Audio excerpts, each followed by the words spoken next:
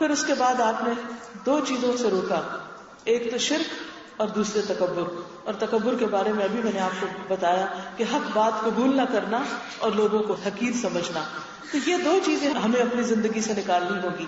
ایک اور حدیث میں ہے، حضرت ابو ہریرہ سے روایت ہے کہ ایک آدمی رسول اللہ صلی اللہ علیہ وسلم کے پاس آیا. وہ سفر کا ارادہ رکھتا تھا. اس نے کہا اللہ کے رسول صلی اللہ علیہ وسلم مجھے وصیت کیجیے. آپ میں سے بھی بہت سے لوگ اس وقت سفر کر کے آئے ہیں اور پھر گھر، یعنی یہاں سے جائیں گے گھر جائیں گے، تھوڑا بہت سب کو سفر کرنا پڑے گا. تو آپ اللہ کے رسول صلی اللہ علیہ وسلم کی اس وصیت کو پلے باندھ لیجیے. فرمایا میں تمہیں اللہ کا تقوی اختیار کرنے کے لیے کہتا ہوں، صرف اللہ سے ڈرو، سامنے بھی اور چھپ کر. آپ دیکھیں کہ اگر ہم اللہ سے ڈرتے ہوں تو کیا یہ ہو سکتا ہے کہ پھر کوئی چھپ کر بھی غلط کام کرے؟ کیونکہ اس کو پتا ہے کہ ہر جگہ اللہ تعالیٰ موجود ہے. اب دیکھیں کہ آج کل موبائل کی وجہ سے کتنی خرابیاں ہو رہی ہیں، بہت سے گھر ٹوٹ رہے ہیں، بہت سے میاں بیوی کے درمیان شکوک و شبہات پیدا ہو رہے ہیں، بہت سی لڑکیوں کے رشتے ٹوٹ جاتے ہیں، بہت سی لڑکیوں کے گھر ٹوٹ جاتے ہیں. کیوں؟ اس لیے کہ بعض اوقات انسان ایسے ہی کسی کو چھیڑنے کے لیے شیطان دل میں اس برے عمل کو خوبصورت بناتا ہے اور چھیڑنے کے لیے کہتا ہے اچھا فلاں کو ایک ایسے رانگ نمبر کو بھی ٹیکسٹ کرتے ہیں، وہاں سے ایک اور خوبصورت جس کو شیطان نے خوبصورت بنایا ہوتا ہے وہ جواب آ جاتا ہے، پھر ایک سلسلہ شروع ہو جاتا ہے اور out of nothing, out of blue ایسے ہی انسان ایک شر میں مبتلا ہو جاتا ہے جس کی کوئی حقیقت بھی نہیں. اور اس وقت انسان اگر اللہ سے ڈرتا ہو تو تبھی انسان اپنے وقت کو بھی بچا سکتا ہے، اپنی عزت اور حیا کو بچا سکتا ہے. آج کی بیٹیاں کل کی مائیں ہیں، نیک پاک دامن عزت و عصمت کی حفاظت کرنے والی مائیں بنے تاکہ آپ کی گودوں سے پاک بچے جنم لیں، اچھے اخلاق اور کردار والے. اگر جوانی میں کسی کا کردار اچھا نہ ہو اور وہ اس پہ توبہ نہ کرے تو وہ اپنے بچوں کی کیا تربیت کر سکتا ہے؟ اس لیے بہت ضروری ہے کہ ہم سب اللہ کا تقوی اختیار کریں. ہم گھر سے باہر ہیں، کوئی ہمیں نہیں دیکھتا، ہم تنہا ہیں، لیکن اللہ ہے. ہم میسج ڈیلیٹ کر سکتے ہیں، اللہ کے ہاں ڈیلیٹ نہیں ہوتا. وہ نامہ اعمال میں بیٹھے فرشتے جیسا لکھتے کوئی نہیں مٹا سکتا سوائے توبہ کے. اس لیے بہت ضروری ہے کہ دل میں جب کوئی برا خیال آئے، کوئی وسوسہ آئے، کسی بھی طرح کی کوئی خرابی آئے تو فوراً اس کو ختم کریں، اس کو وہیں پر روکیں. اور اللہ کا ڈر ایسی پاورفل چیز ہے کہ جس کے سہارے انسان برائی سے باہر آ جاتا ہے. مثلاً ایک شخص کو بہت غصہ آ رہا ہے کسی پر، اس کا دل چاہتا ہے کہ وہ خوب دوسرے کو سنائے، لیکن وہ چپ ہو جاتا ہے، خاموشی اختیار کر لیتا ہے. کیا چیز اس کو خاموش کر سکتی؟ اللہ کا ڈر کہ میرے منہ سے اگر کوئی ایسی بات نکل گئی جو اللہ تعالیٰ کو پسند نہیں تو میری آخرت خراب ہو جائے گی. کیونکہ حدیث میں آتا ہے کہ بعض اوقات تم میں سے کوئی شخص ساری زندگی اچھے کام کرتا ہے لیکن ایک کلمہ، ایک جملہ، ایک بات اپنی زبان سے بے سوچے سمجھے ایسی نکالتا ہے کہ جس پر اللہ تعالیٰ ناراض ہو جاتے ہیں اور اس کی ساری نیکیاں برباد ہو کر رہ جاتی اور وہ منہ کے بل جہنم میں گرایا جاتا ہے اس کلمے کی وجہ سے جس سے اللہ کا غضب بڑک اٹھا. تو بعض اوقات ہم بے سوچے سمجھے دوسروں کے اوپر ایسی باتیں کر دیتے ہیں، فلاں بڑا چور ہے، فلاں بڑا غدار ہے، فلاں تو بہت ہی خائن ہے، فلاں تو بہت رشوت لیتا ہے، فلاں ایسا، فلاں. ہم نے تو دیکھا ہی نہیں، ہم نے صرف سنی سنائی باتوں سے امپریس ہو کر دوسرے کے بارے میں فتوے دینے شروع کر دیے. تو اللہ سے ڈرنا چاہیے. کسی کی شکل و صورت پہ بات نہ بنائے، کسی کا مذاق نہ اڑائے، کسی پہ ہنسے نہیں، کسی پہ تہمت نہ لگائے، کسی کے ساتھ زیادتی نہ کرے. ایسی بات نہ زبان سے نکالیں کہ جو اللہ کو ناراض کر دے. اگر وہ ناراض ہو گیا اور پوری دنیا بھی راضی ہوئی تو ہم خسارے میں ہیں. سب سے بڑی رضا اسی کی رضا ہے. دوسری چیز آپ نے فرمایا ہر بلند جگہ پر اللہ اکبر کہنا. ہر بلند جگہ پر. ایک تو اس کا معنی یہ ہے کہ جب ہم سیڑھی چڑھ رہے ہوں تو اللہ اکبر پڑھیں. عام طور پر لوگ صرف اسی کو لیتے ہیں، لیکن ہر بلند جگہ پر یعنی کہیں کوئی بلندی ملے، مقام میں، درجے میں، مال میں، عزت میں، تو اپنی بڑائی کا نہ نوم لے کے دل میں بیٹھ جانا، اللہ سب سے بڑا ہے، فوراً اللہ اکبر کہیں. یعنی اگر آپ کی کوئی تعریف کرے تو ساتھ ہی کہیں اللہ سب سے بڑا ہے، تعریف کے قابل تو اللہ ہے. دل میں فوراً سوچنے لگے. زندگی میں کوئی نعمت ملے تو یہی کلمات پڑھیں، الحمدللہ، اللہ اکبر. اللہ اکبر. بچے کی کوئی کامیابی سنے تو کہیں اللہ اکبر. میاں کی ترقی کی خبر سنے کہے اللہ اکبر. کوئی خوشی ملے کہے اللہ اکبر. اللہ سب سے بڑا ہے. ہر بلند جگہ پر, ہر بلند مقام پر, ہر بلند موقع پر, ہر بلندی کے موقع پر اللہ اکبر. تو جب آپ سفر میں ہو, جو ہی مثلاً بس جا رہی ہے, ذرا اونچائی کو چڑھنے لگی ہے, کہیں آپ جا رہے ہیں, کہیں کھڈے میں لگے ہیں تو پھر اوپر ہوا تو پھر کہیں اللہ اکبر. اللہ سب سے بڑا, کیونکہ جب اللہ کی بڑائی دل میں آتی ہے اور ہم اللہ کو سب سے بڑا سمجھنے لگتے ہیں, تو پھر جب اس کی عظمت میں انسان ہوتا ہے تو چھوٹے چھوٹے غم اور چھوٹے چھوٹے مسئلے ہی نہیں لگتے. پھر اسی طرح یہ ہے کہ جو شخص اللہ کی تسبیح بیان کرتا ہے, اس کی تسبیح عرش کے گرد چکر لگاتی ہے. نبی صلی اللہ علیہ وسلم نے فرمایا, تم لوگ اللہ کی عظمت کا جو ذکر کرتے ہو, یعنی جب اللہ اکبر کہتے ہو, یعنی تسبیح, تہلیل اور تحمید, سبحان اللہ, الحمد للہ, لا الہ الا اللہ, اللہ اکبر, تو وہ عرش کے گرد چکر لگاتے ہیں. یعنی ہماری یہ آوازیں جو تسبیح کے الفاظ ہوتے ہیں, یہ کہاں پہنچ جاتے ہیں؟ عرش کے پاس, آس پاس. اور جیسے خانہ کعبہ کا طواف ہوتا ہے نا, تو یہ ہمارے کلمات چکر لگانے لگتے ہیں اور ان کی بھنبھناہٹ ہوتی ہے. یعنی وہ آوازیں ہوتی ہیں وہاں پر اللہ اکبر, سبحان اللہ کی, اور وہ اپنے کہنے والے کا اللہ کے دربار میں ذکر کرتے ہیں. یعنی عرش کے باہر یہ آوازیں اللہ کے دربار میں جاتی ہیں. فرمایا, کیا تم نہیں چاہتے کہ اللہ کے دربار میں تمہارا ذکر ہو؟ کیا تم نہیں چاہتے کہ اللہ کے دربار میں ذکر ہو؟ دیکھیں ہم کتنا خوش ہوتے ہیں جب ہمیں پتہ چلتا ہے فلاں ہمیں یاد کر رہا تھا اور اس نے ہمارا ذکر بڑے اچھے الفاظ میں کیا ہے. کتنی خوشی ہوتی ہے. حالانکہ یہ تو سب فانی انسان ہے. کیا کہنا اس شخص کی خوش قسمتی کا جس کا ذکر اللہ کے دربار میں ہو, جس کے بارے میں فرشتے سنیں. اور یہ کون لوگ ہیں؟ ذکر کرنے والے لوگ ہی ہیں, جو اللہ کو کثرت سے یاد کریں, اللہ کی بڑائی بیان کریں. نبی صلی اللہ علیہ وسلم نے فرمایا, جیسے اللہ نے تمہارے درمیان تمہارا رزق تقسیم کیا ہے, ویسے ہی تمہارے درمیان اخلاق تقسیم کیا ہے. بے شک اللہ مال اس کو بھی دیتا ہے جس سے وہ محبت کرتا ہے, اور اس کو بھی دیتا ہے جس سے وہ محبت نہیں کرتا. اللہ اس کو بھی مال دیتا ہے جس سے وہ محبت نہیں کرتا. قارون کو بھی مال ملا تھا, حالانکہ وہ اللہ کے ناپسندیدہ بندوں میں سے تھا. فرعون کی بھی بڑی عزت تھی وقت میں, لیکن اللہ کے نزدیک سخت ناپسندیدہ تھا. لیکن ایمان صرف اس کو دیتا ہے جس سے وہ محبت کرتا ہے. دین کی سمجھ اس کو دیتا ہے جس سے وہ بھلائی کا ارادہ کرتا ہے. تو جو بچائے اپنے مال کو خرچ کرنے سے, اور ڈرے دشمن سے مقابلہ کرنے سے, اور خوف کھائے رات سے کہ وہ پریشان کرے گی, کیونکہ رات کا اندھیرا آتا ہے تو ڈر لگنے لگتا ہے, تو وہ اس قول کی کثرت کر دے, لا الہ الا اللہ, سبحان اللہ, والحمد للہ, واللہ اکبر. اس موقع پر میں وہ بات بھی یاد کرانا چاہوں گی کہ ہم میں سے ہر شخص کسی نہ کسی دکھ, غم, پریشانی اور فکر کا شکار رہتا ہے. اور عام طور پر ایسا ہوتا ہے کہ جب ہم سوتے ہیں اور اکیلے ہوتے ہیں, جب ساری رونقیں ختم ہو جاتی ہیں, بچے بھی سو جاتے ہیں اور بھی لوگ سو جاتے ہیں, تو پھر ہمارے اوپر کیا خیالات آتے ہیں؟ پریشانیاں, فکر, غم, ہم کیا بنے گا میرا, کیا بنے گا فلاں بچے کا, کیا ہوگا. حالانکہ دنیا میں, زندگی میں جتنے مسائل آئے, جتنی پریشانیاں آئیں, جتنے غم آئے, سب چلے گئے, اور بعض ایسے آئے کہ ہمیں یاد بھی نہیں. آج مجھے سرگودا کالج جانے کا اتفاق ہوا جہاں میں نے 4 سال پڑھا, تو میں سوچ رہی تھی کہ ان 4 سالوں میں اچھے مومنٹس بھی آئے اور برے بھی آئے ہوں گے, لیکن آپ یقین کریں مجھے کوئی ایک ایسا مومنٹ یاد نہیں آیا کہ جس میں میرا کوئی دل دکھا ہو یا کوئی مجھے پریشانی ہوئی ہو. مجھے کچھ نہیں یاد آیا, لیکن اچھی یادیں میرے دل پہ ایک دم آ گئی. تو میں سوچ رہی تھی کہ یہ بھی ہو سکتا تھا کہ مجھے صرف برے واقعات یاد ہوں اور اچھی کوئی بات یاد نہ آئے. اس سے کیا فائدہ ہوتا سوائے پریشانی کے؟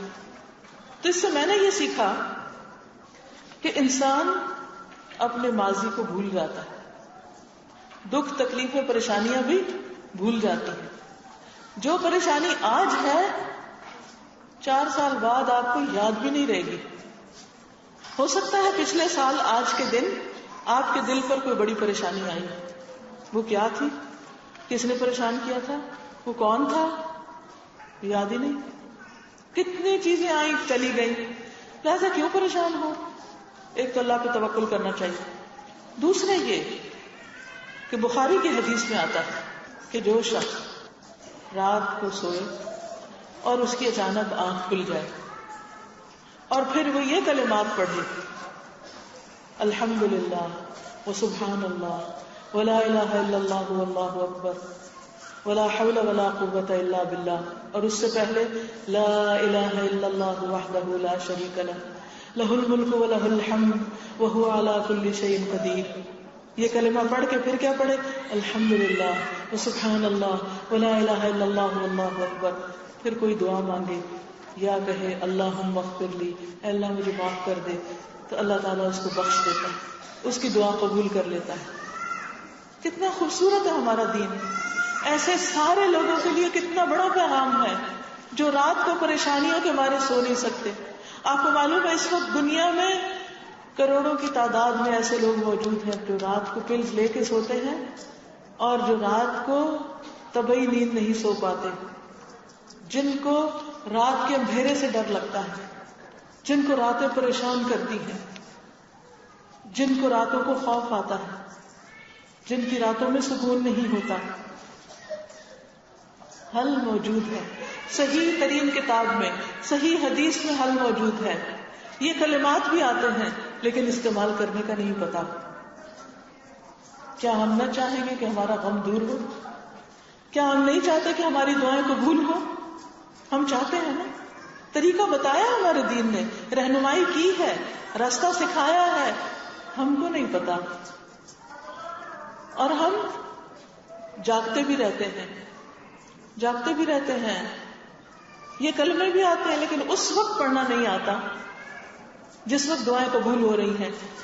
اللہ کے دروازے رحمت کے کھلے ہوئے ہیں، وہ پکار رہا ہے کوئی جو مجھے پکارے تو میں اس کی پکار سنوں، ہے کوئی جو مجھ سے مانگے تو میں اس کو عطا کروں.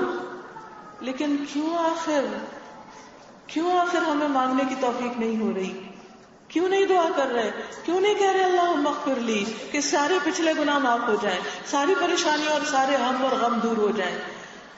اس لیے کہ روشنی نہیں، پتہ نہیں، جانتے نہیں، کرنا نہیں آتا، دین سیکھتے نہیں، اور اگر سیکھتے بھی ہیں تو عمل نہیں کرتے. دین کیوں آیا ہے؟ کس لیے آیا ہے؟ قرآن کیوں آیا ہے؟ حدیث کیوں ہے؟ نبی صلی اللہ علیہ وسلم کیوں آئے؟ سورۃ الانبیاء میں آتا ہے وما ارسلناک الا رحمۃ للعالمین، کہ ہم نے آپ کو جہان والوں کے لیے رحمت بنا کر بھیجا ہے. اس سے پتہ کیا چلتا ہے کہ اگر آپ کی سیرت پڑھیں گے، آپ کی سنت کو پڑھیں گے، اس کو فالو کریں گے تو رحمتیں عام ہو جائیں گی، اللہ کی رحمتیں پائیں گے. جو کتاب آپ لے کر آئے وہ بذات خود رحمت ہے. قل بفضل اللہ وبرحمتہ فبذلک فلیفرحوا، کہہ دیجئے اللہ کے فضل اور اس کی رحمت کی وجہ سے ان کو چاہیے خوش ہو جائیں. لیکن ہے سب کچھ، ہم خوشی نہیں ہے. کیوں خوش نہیں؟ اس لیے کہ ہم نے اس کو لیا ہی نہیں.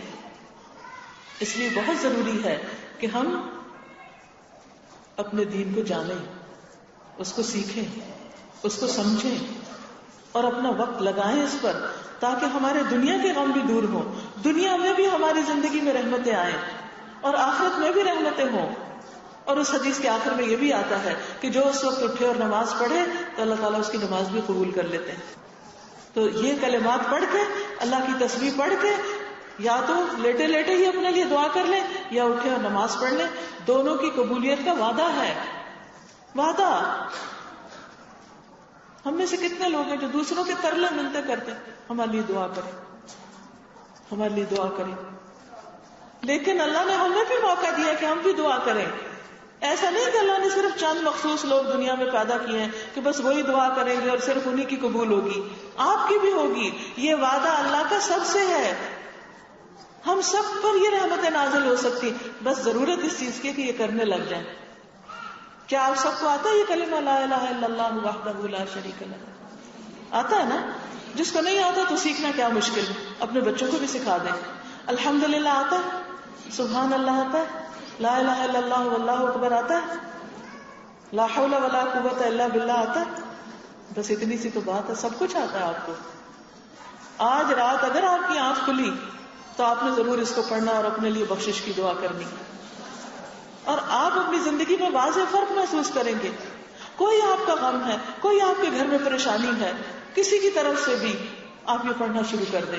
ساری چیزوں کا مالک تو اللہ ہے, سارے خزانے اس کے ہاتھ میں ہیں, ہمارے ہاتھ میں کچھ نہیں.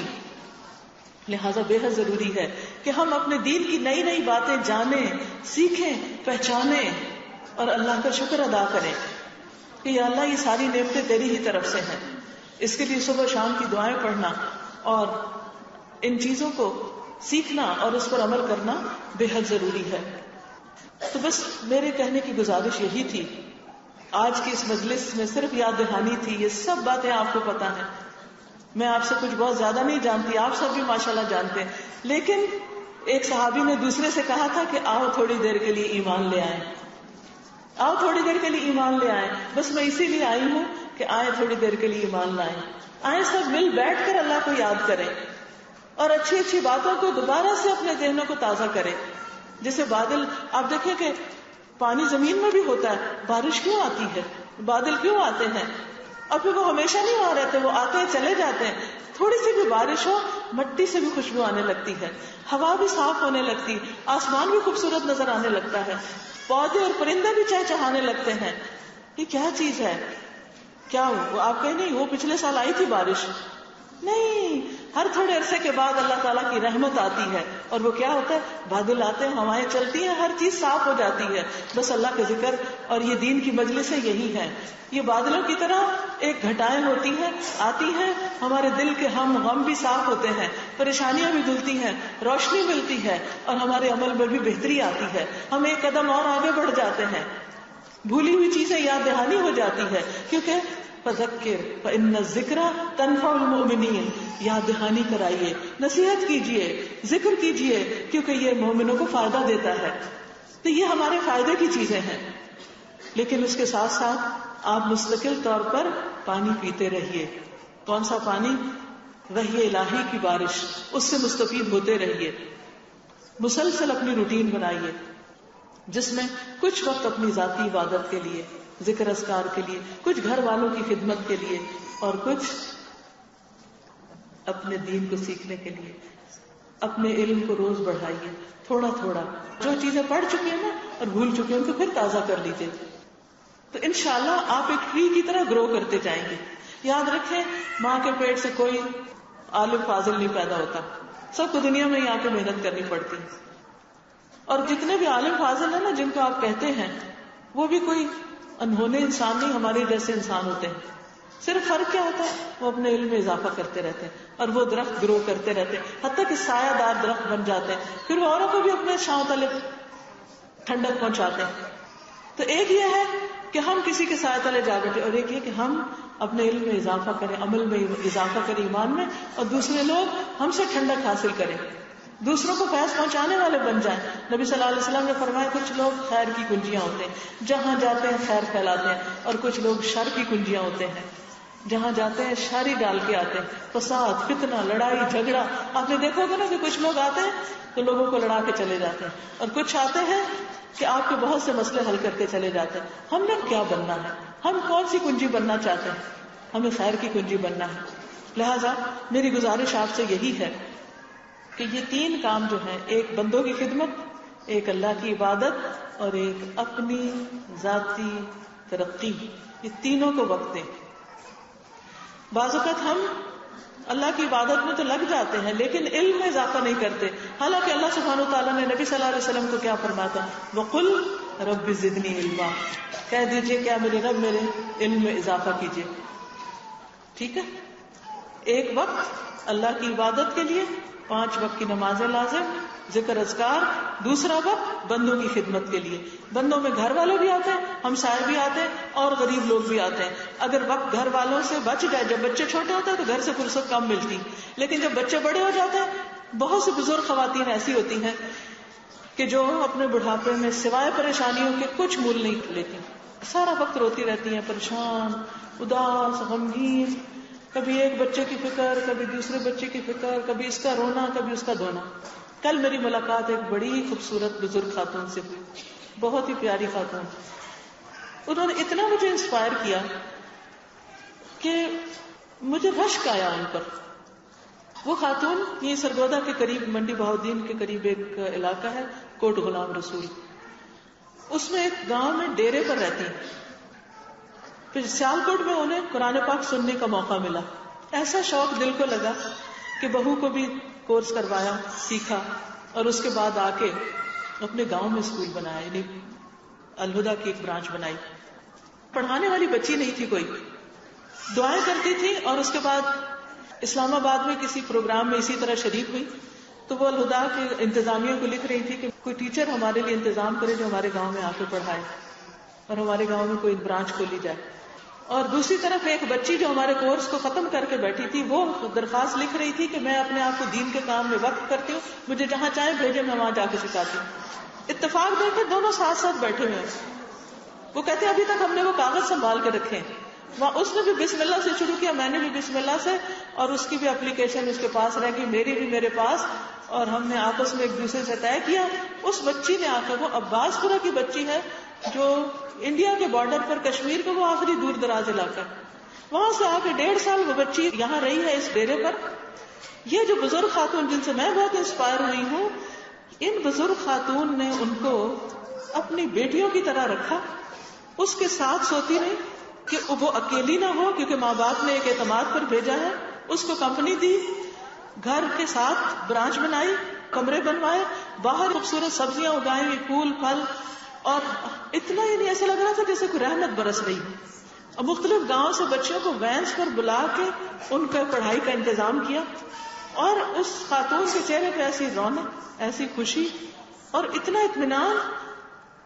میں نے سوچا کیا خوش قسمت خاتون ہے جس کا اتنا خوبصورت بڑھاپا, اتنا خوبصورت. ورنہ اگر یہ کام نہ کرتی تو اس وقت ڈیرے پہ بیٹھ کے کیا کرتی, یا تو نوکروں کو حکم جھاڑ رہی ہوتی, یا کسی کو کچھ چیخ چلا کے کوئی بلا رہی ہوتی, پکار رہی تھی, اس کا شکوہ اس کی شکایت. کوئی آتا تو کہتی بچے ایسے فلاں ایسا فلاں ایسے. کیا حاصل؟ بہت سے بزرگوں کو میں نے دیکھا ہے وہ سارا وقت بس یہ اسی قسم کی باتیں کرتے ہیں, یا بہو کی برائیاں, یا بیٹی کے شکوے, یا بیٹے کی ناخلفی, یا پھر کسی دائیں بائیں غیبتیں. آخری عمر ہے, ڈپریشن کا شکار ہے, نہ اللہ کا ذکر ہے, نہ نمازوں میں توجہ ہے, یا فارغ ہوں گے تو بیٹھ کے ٹی وی کے چینل گھماتے رہیں گے. یہ بڑھاپا, اللہ کی طرف جانے کا وقت اور قریب آ رہا ہے. اقترب للناس حسابهم وهم في غفلة معرضون. لوگوں کے حساب کا وقت قریب آ گیا. یہ نہیں کہ صرف بوڑھوں کا, جوانوں کا بھی قریب ہے, لیکن obviously جوانی سے زیادہ بڑھاپا زیادہ خطرے کی حالت میں ہوتا ہے.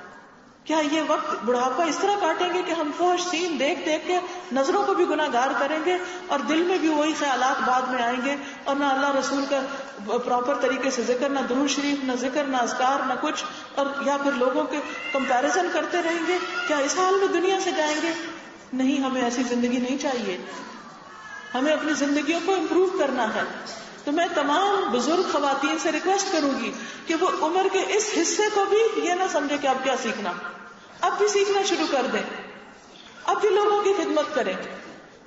تو پہلا کام اللہ کی عبادت, دوسرا کام بندوں کی خدمت, لوگوں کے لیے اچھے بن جائیں, ان کی بھلائی کے منصوبے بنائیں, اور تیسرا کام اپنا بھلا سوچیں, اپنے ساتھ سچے بن جائیں, اپنی خیر خواہی کریں. اور وہ صورت میں ہو سکتی ہے جب آپ نفع مند علم حاصل کرتے رہیں.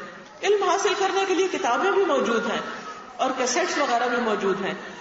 بعد الحمدللہ اسلام آباد سے ہم سٹال لے کر آئے ہیں, مختلف کیسٹس وہاں پر موجود ہیں, جیسے یہ رحمان کے بندے, کہ اللہ کے محبوب بندے کون سے ہیں, پیارے بندے, ان کی صفات کیا ہیں, کون سے ہمارے اندر کردار کی خوبی ایسی ہونی چاہیے.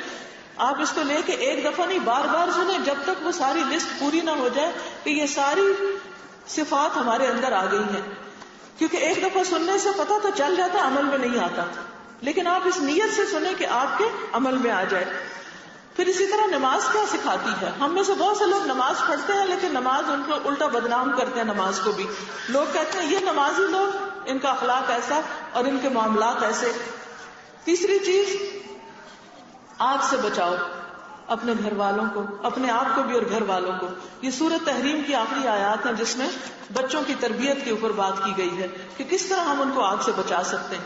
پھر اسی طرح اللہ تیرا شکر کی کچھ باتیں تو آج میں نے کی ہیں، لیکن اس میں مختلف ہے. سورۃ الفاتحہ کی تفسیر ہے اور جو ہے ہی شکر کا پیغام لیے ہوئے.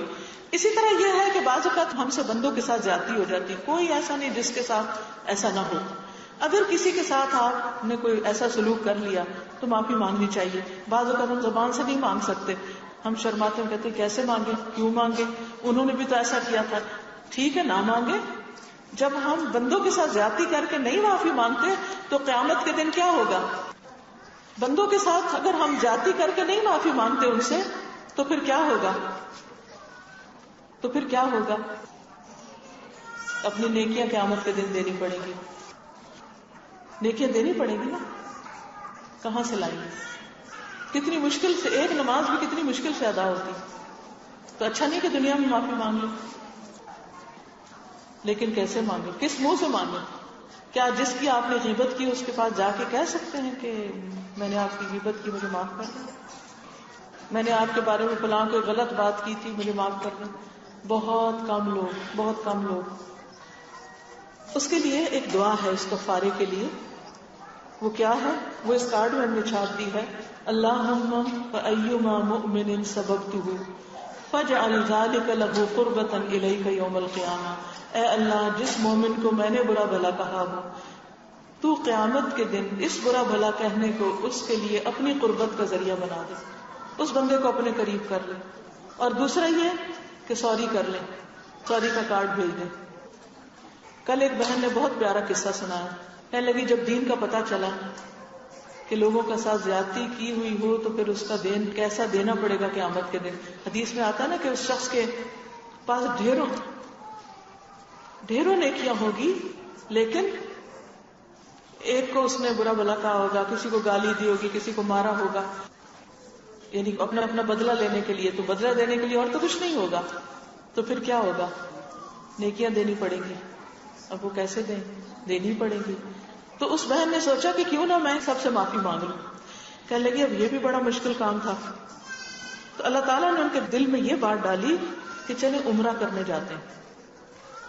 ایک تو وہاں جا کے معافی مانگیں گے اور اس بہانے سے سب سے معافی مانگ لیتے ہیں کہ میں عمرے پہ جا رہی ہوں، اگر میں نے آپ کے ساتھ کوئی زیادتی کی ہے تو آپ مجھے معاف کر دیں. کہتی اس طرح میں نے سب سے معافی مانگ لی. کیونکہ بندے کو پتا ہوتا نا کس کس کے ساتھ کیا کیا. ہو سکتا ہے ان کو نہ پتا ہو مگر ہمیں پتا ہوتا، ہمارا دل بتاتا ہے ان کو. اور پھر وہاں جا کے اللہ سے خوب دعائیں کی. تو بات یہ ہے کہ ہم سب کو اس کی ضرورت ہے. تو جب کسی سے بھی چھوٹی سی زیادتی ہو، سوری کا کارڈ بھیج کے، اور یہ نہیں کہ کارڈ ہی بھیج دیں، اس دعا کو بھی پڑھیں. کبھی کسی کے ساتھ زیادتی ہو جائے، اس کارڈ کو آپ اپنی دیوار پہ، بورڈ پہ کہیں لگا رکھیں، زبانی یاد نہ رہے شاید، تو اس بندے کو ذہن میں رکھ کے یہ دعا پڑھیں. انشاءاللہ تعالی دنیا میں یہ صاف ہو جائے گا. پھر اسی طرح جب ہم گناہ بہت کرتے ہیں تو استغفار کرنا بھول جاتے ہیں. تو جو آپ قرآن پاک روز پڑھتے ہیں نا، اس کے اندر اس کو بک مارکر بنا لیں، نشانی لگانے کے لیے. استغفر اللہ کا کارڈ ہے اور اس میں یہ سید الاستغفار لکھا ہوا ہے. اس کے بارے میں آتا ہے کہ جو شخص صبح پڑھے گا، اگر اس دن کو فوت ہو گیا تو جنت میں جائے گا، اور اگر کوئی شام کو پڑھے، رات میں فوت ہو گیا تو جنت میں جائے گا. تو اس سے یاد دہانی رہتی ہے. پھر اسی طرح بچوں کے لیے، تربیت کے لیے ہر وقت ہم پریشان رہتے ہیں ان کو کیا سکھائیں، کیا بتائیں. تو یہ کڈز لینڈ جو ایک ہماری ویب سائٹ ہے، اس کی انٹریکٹیو سی ڈی ہے، آڈیو سی ڈی ہے، اور آپ اگر اس کو لگائیں گے تو اس میں تلاوتیں بھی ہیں، نظمیں بھی ہیں. تو بچے فوراً بہت سی چیزیں یاد کر لیتے ہیں. کہانیاں بھی ہیں اس میں. تو اگر یہ آپ ان کو لگا دیں گے تو وہ بہت سی باتیں سیکھ سکیں گے. اور اگر سی ڈی ختم ہوگی اور نہ ملی تو آپ اسلام آباد سے لے سکتے ہیں، یا یہ کہ کڈز لینڈ پہ جا کے ویب سائٹ farhathashmi.com پہ وہاں سے کڈز لینڈ کو کلک کر کے تو اس سے بھی آپ یہ چیزیں دیکھ سکتے ہیں. اسی طرح ذکر و تسبیح کی بات ہوئی. یہ ذکر کا کارڈ جو ہے، یہ کارڈ یہ آپ اگر رکھیں تو اس میں یہ بتایا گیا کہ 1 منٹ میں کتنے ذکر ہو سکتے ہیں، لیکن ہم کرنا بھول جاتے ہیں. تو آپ یہ کر سکتے ہیں کہ اپنے گھر میں جا کے کہیں اس کو خوبصورت طریقے سے لگا دیں، تو یہ اس سے آپ کو یاد دہانی رہے گی. پھر یہ کہ لوگ اکثر حالات کے بارے میں پریشان ہوتے رہتے ہیں. تو ان حالات میں کیا کیا کرنا چاہیے کہ ہمارے حالات بدلے، ملک کے، امت کے، تو کچھ مشورے ہیں اس میں. پھر اسی طرح جمعہ کا دن مبارک دن. ہم کو اتنے عرصے سے بچپن سے جمعہ کا دن آتا اور گزر جاتا. آج میں ایک حدیث پڑھ رہی تھی، وہ حدیث میں نے بھی پہلی دفعہ پڑھی کہ اللہ کے نزدیک جمعہ کا دن عید الفطر اور عید الاضحیٰ سے بھی زیادہ اہم ہے. اور یہ صحیح حدیث ہے. آج پڑھی صرف میں حیران ہو گئی, کیونکہ اس دن میں ایک گھڑی ایسی آتی ہے جب دعا قبول ہو جاتی.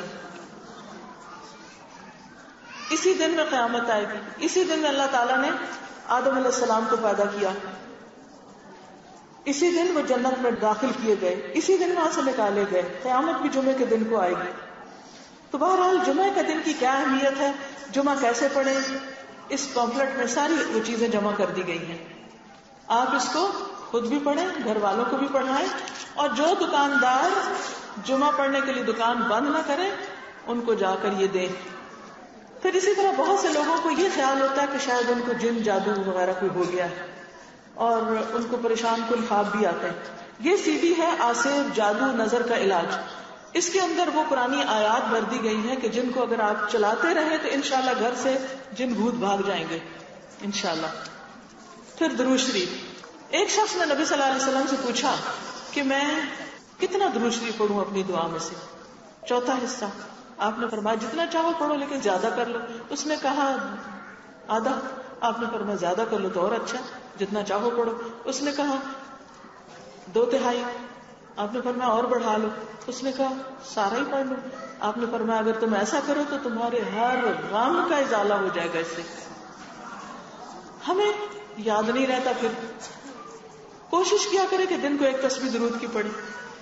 خود بھی اگر آپ میں سے کوئی ٹیچر ہے تو اپنے اسٹوڈنٹس کے ساتھ آپ تھوڑا تھوڑا اس کو شیئر کر سکتے ہیں. ان ساری چیزوں کو اپنے ہمسایوں کو دیں, ان کو بتائیں, کیونکہ آپ کے بتانے سے اگر ایک شخص بھی کرنے لگے گا تو اس کا اجر اس کو تو جائے گا ہی, آپ کو بھی ساتھ ہی شروع ہو جائے گا. پھر اسی طرح کوئی بیمار ہو جاتا ہے تو ہم عام طور پر بڑے مہنگے مہنگے گیٹ ویل سون کے کارڈ خرید کر دیتے ہیں. یہ بہت ہی خوبصورت کارڈ ہے, اس میں ہم نے دعا لکھ دی ہے. نبی صلی اللہ علیہ وسلم نے فرمایا جس نے کسی ایسے مریض کی عادت کی جس کی موت نہ آئی ہو تو 7 بار اس کے پاس یہ دعا پڑھے تو اللہ تعالیٰ اس کو بیماری سے عافیت دے گا. یہ دعا لکھی ہوئی ہے.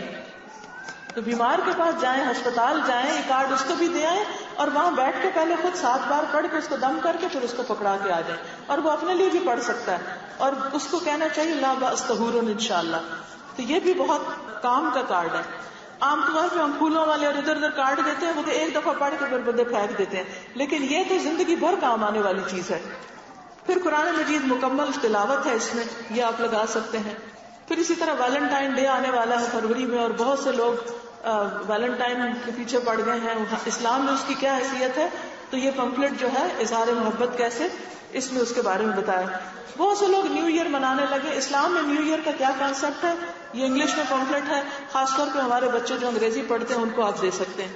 یہ قرآنی اور مسنون دعاؤں کا کارڈ ہے, ہلکا ہے بیگ میں رکھنے کے لیے. پھر ایاک نستعین, اس میں بہت سی دعاؤں کو جمع کر دیا گیا ہے.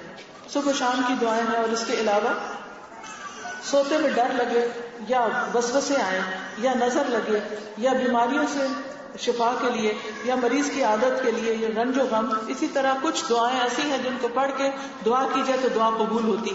اسی طرح قرآنی اور مسنون دعاؤں کی یہ کتاب ہے. آپ نمازوں کے بعد اگر زبانی آپ کو دعائیں یاد نہیں تو آپ کیا کر سکتے ہیں, ان دعاؤں کو کھول کے پڑھ لیں.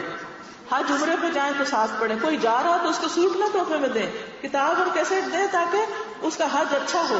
وہ حج پہ جتنی دعائیں آپ کی کتاب سے پڑھے گا وہ ساری آپ کے لیے بھی انشاءاللہ قبول ہوں گی اور آپ کو اس کا ثواب جائے گا. پھر اسی طرح سفر کا مہینہ ہے یہ. ہمارے معاشرے میں بہت سی بدشگونیاں ہیں. یاد رکھیں بدشگونی شرک ہے, لیکن بہت سے لوگوں کو پتہ نہیں. تو اس میں اتھینٹک احادیث کے ساتھ بتا دیا گیا اور وہ دعا بھی بتا دی گئی ہے جو بدشگونیوں سے بچنے کے لیے ہے. تو یہ اس کا جاننا بھی بہت ضروری ہے. اسی طرح بعض اوقات خاندان میں کوئی فوت ہو جاتا ہے, عورتیں بیوہ ہو جاتی ہیں. اب وہ بیوہ عورت ساری زندگی رونے دھونے کے سوا اور کوئی کام نہیں کر سکتی, تو ان کے لیے کتاب لکھی گئی ہے بیوگی کا سفر, کہ اگر کسی کے اوپر ایسی کوئی آفت آ گئی تو اسے کیا کیا کرنا ہے. تو یہ کتاب بھی آپ اس کو دے سکتے ہیں تاکہ اس کے لیے سفر آسان ہو جائے. اسی طرح میرا جینا مرنا فوتگی کے موقع پر یہ کتاب دی جا سکتی ہے کہ اس میں سے پڑھ کے بھی آپ سنا سکتے ہیں اور ان کو دے سکتے ہیں, کیونکہ اس وقت وہ گھبراہٹ میں بھولے ہوئے ہوتے ہیں کہ انہیں کیا کرنا اور کیا نہیں کرنا. یہ ساری چیزیں باہر اویلیبل ہیں اور آپ ان کو خرید کے خود بھی پڑھیں, دوسروں کو بھی دیں. دین کے راستے میں جو انسان صدقہ کرتا ہے نا, جیسے یہ کتاب خریدتے ہیں نا, تو یہ بھی ایک طرح کا صدقہ ہوتا ہے اپنا.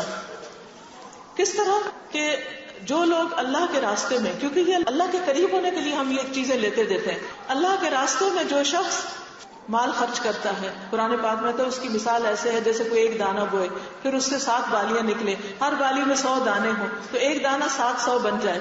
اگر آپ کسی کو ایک چیز دیتے ہیں تو وہ بھی اللہ کی خاطر، اللہ کی خوشنودی کی خاطر، اس سے جو اس کا عمل بدلے گا تو انشاءاللہ آپ کو بھی ثواب ہوگا، آپ کے لیے صدقہ جاریہ بنے گا. اللہ تعالیٰ آپ سب کے دکھ تکلیفیں اور پریشانیاں دور کرے. باہر سٹال ہے لیکن بہنوں سٹال پہ آپ رش نہ کریں، دوسروں کو بھی موقع دیں. ایسا نہ ہو کہ چند لوگ کھڑے ہو جائیں اور وہ قیمتوں کے بھاؤ تاؤ پوچھتے رہے اور باقی لوگ پیچھے سے پلٹ جائیں. کسی نے سوال کیا ہے یہ جو ساری آپ نے باتیں بتائی ہیں کہ کریٹیسزم، کمپیریزن، اس چیز کو ختم کس طرح کیا جا سکتا ہے؟ مطلب ایسا کیسے کیا جا سکتا ہے کہ ہم دوسرے انسانوں کی عادت چھڑوا سکیں ان کو کسی اچھے کام لگا کر؟ یہ میں ایسے ہی تھوڑی دے رہی ہوں، یہ کریٹیسزم اور کمپیریزن اور کمپٹیشن چھڑانے کے لیے دے رہی ہوں کہ ہمیں اللہ سبحانہ و تعالیٰ کی طرف سے آئی ہوئی جو رہنمائی ہے اس سے فائدہ اٹھا کر ہم اچھے اچھے کاموں میں لگ جائیں تو ہمیں ہوش بھی نہیں رہے گی کہ کوئی کیا کر رہا ہے. پھر ہمیں کیا یاد آئے گا کہ ہم نے اور اچھا کام کیسے کرنا ہے. اگر کسی کے بزرگ اپنی اولاد سے اپنے رویوں کی معافی مانگے اور بچہ معاف نہ کرے، بزرگ انتقال کر جائے اور اس شخص کے دل میں احساس سے جرم ہو تو کیا کرے؟ اس کے لیے صدقہ کرے، اس کی طرف سے صدقہ کرے، اس کے لیے دعائیں کرے. دعا کے لیے کیا شرط ہے؟ دل حضوری. دعا کے لیے دل حاضر ہونا ضروری ہے. تو آپ سب کیا کریں اس وقت؟ باتیں دل حاضر کریں. کس کی طرف؟ اللہ تعالیٰ کی طرف. سبحان اللہ والحمد للہ ولا الہ الا اللہ واللہ اکبر ولا حول ولا قوة الا باللہ العلی العظیم. اللہم صل علی محمد وعلی آل محمد كما صليت على إبراهيم وعلى آل إبراهيم إنك حميد مجيد. اللهم بارك على محمد وعلى آل محمد كما باركت على إبراهيم وعلى آل إبراهيم إنك حميد مجيد. ربنا آتنا في الدنيا حسنة وفي الآخرة حسنة وقنا عذاب النار. اے اللہ ہمیں دنیا میں بھی بھلائیاں عطا فرما اور آخرت میں بھی بھلائیاں عطا فرما اور ہمیں آگ کے عذاب سے بچا. ربنا لا تزغ قلوبنا بعد إذ هديتنا وهب لنا من لدنك رحمة إنك أنت الوهاب. اے اللہ ہدایت آنے کے بعد ہمارے دلوں کو ٹیڑھا نہ کرنا اور ہمیں اپنے پاس سے رحمت عطا فرما. یا رب العالمین تو ہمارے دلوں کو ہدایت پر تھام لے، ہمارے دلوں کو روشن کر دے، ہمیں بندوں کی خدمت کی توفیق دے، اپنی عبادت میں ہماری آنکھوں کی ٹھنڈک رکھ دے، نماز کو ہماری آنکھوں کی ٹھنڈک بنا دے، ہمیں خشوع و خضوع کے ساتھ نماز پڑھنے کی توفیق عطا فرما. یا اللہ ہمارے دلوں سے شیطان کے وسوسے دور کر دے، منفی چیزیں ختم کر دے. یا رب العالمین ہمیں اپنا قرب نصیب فرما. یا اللہ ہمیں بندوں کی خدمت کا شوق دے دے، ہماری سستی دور کر دے. یا اللہ ہمارے مال میں برکت پیدا کر دے کہ ہم جان مال دونوں طریقوں سے تیرے بندوں کی خدمت کریں. یا رب العالمین ہمارے نفع مند علم میں اضافہ کر دے، ہمیں نئی نئی چیزیں سکھا دے، ہمیں عمل میں آگے بڑھا دے، ہم جو کچھ پڑھیں اور سیکھیں اس پر عمل کریں. یا رب العالمین تو ہماری اولادوں کو ہماری آنکھوں کی ٹھنڈک بنا، ہمارے شوہروں کو دین کے کام میں ہمارا مددگار بنا. یا اللہ ہمارے گھروں میں دین کے چراغ روشن ہو، ہمارے سینوں میں تیری محبت اور ہمارے گھروں میں تیرے ذکر کا چرچا ہو. یا رب العالمین جو بچے بگڑ چکے ہیں انہیں ہدایت دے دے، جو راہ سے بھٹک چکے ہیں انہیں سیدھا راستہ دکھا دے. یا اللہ ہمارے بچوں کو ایمان دے دے، اپنا ڈر دے دے، حیا دے دے، ایمان دے دے. اللہ انہیں دین کی محبت دے دے. اللہ ان کی تربیت میں جو ہم سے کوتاہیاں ہوگی تو ہمیں معاف کر دے اور انہیں سیدھا راستہ دکھا دے. یا اللہ ہماری غلطیوں کو معاف کر دے. ربنا لا تؤاخذنا إن نسينا أو أخطأنا ربنا ولا تحمل علينا إصرا كما حملته على الذين من قبلنا ربنا ولا تحملنا ما لا طاقة لنا به واعف عنا واغفر لنا وارحمنا أنت مولانا فانصرنا على القوم الكافرين. یا اللہ ہماری بھول چوک اور خطاؤں کو معاف کر دے. ربنا آتنا من لدنک رحمتا وہیئ لنا من امرنا رشدا. یا اللہ ہمیں سارے معاملات میں صحیح رہنمائی عطا فرما, ہمیں بہترین فیصلے کرنے کی توفیق عطا فرما, ہمیں نیکی کے کاموں میں دن بدن آگے ترقی عطا فرما. یا رب العالمین ہمیں غفلت سے نکال. یا اللہ ہمارے دلوں کو جگا دے. یا اللہ ہمیں اخلاص نیت عطا فرما دے, اپنے اوپر خود چیک رکھنے کی توفیق عطا فرما دے. یا رب العالمین تو ہمیں برے اخلاق سے نجات دے. اللہ ہمیں نیکی کی توفیق دے, ہمیں ہمارے نفس کے شر سے بچا لے. ربنا هب لنا من ازواجنا وذرياتنا قرة اعين واجعلنا للمتقين اماما. اللہ تو ہمیں رزق حلال عطا فرما, حرام سے محفوظ رکھ. یا اللہ تو ہمیں صالح نیک اور صدقہ جاریہ اولاد عطا فرما. یا اللہ جن بچیوں کی شادیاں نہیں انہیں نیک شوہر عطا فرما. یا اللہ جن کے شوہر غلط راستوں پر ہیں انہیں ہدایت عطا فرما. اللہ ہمارے گھروں میں سکون پیدا کر دے, گھروں کے لڑائی جھگڑے فتنے فساد دور کر دے. ہمارے گھروں میں تیرا ذکر بلند ہو, تیرا نام بلند ہو. یا اللہ مسلمانوں میں اتفاق اور اتحاد پیدا کر دے, ایک دوسرے کی محبت پیدا کر دے.